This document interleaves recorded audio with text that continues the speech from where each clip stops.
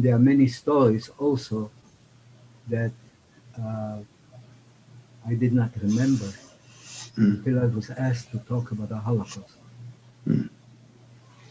And one of them was a dream with my father. Maybe you should hear that. When we were lying on the floor, like sardines in concentration camp, we did not have those bunks that they had in Auschwitz. But on the other hand, it was much more milder. We were not surrounded by electric wire, and we could steal ourselves from, sneak out from camp because we had only 2 guards watching us, and most of the time they were drunk.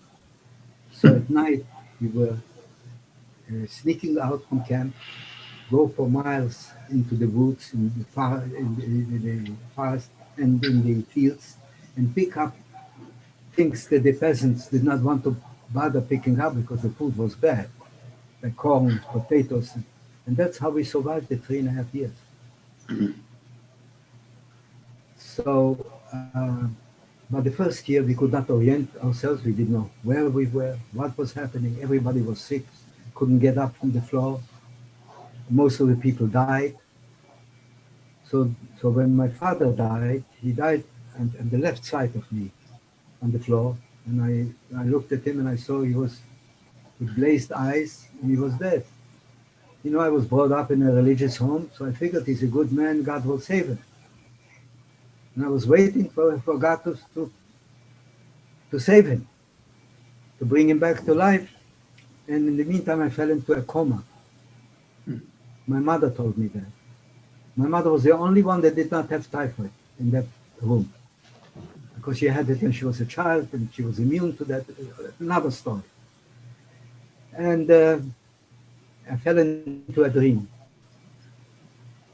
In dream, my father came to me, dressed in holiday clothing, with a big smile on his face, and so much light that I almost,